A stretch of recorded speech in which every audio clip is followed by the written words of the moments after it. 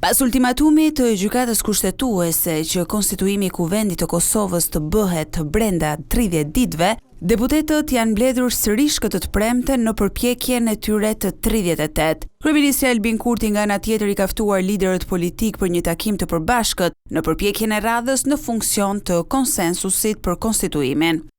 Akt gjykimi i dieshëm i gjykatës kushtetuese thekson qartë se obligimi për ta konstituar Kuvendin është obligimi të gjithë deputetëve dhe jo vetëm i subjektit të parë. Si kryetari i lëvizjes Vetvendosje dhe në emër të grupit më të madh parlamentar të dalë nga zgjedhjet e 9 shkurtit 2025, sot u jam drejtuar të gjithë krerëve të subjekteve të përfaqësuara në legjislaturën e 9 me ftesë për takim të përbashkët të shtunën në orën 16 në përpjekje të radhës në funksion të konsensusit për konstituim të Kuvendit.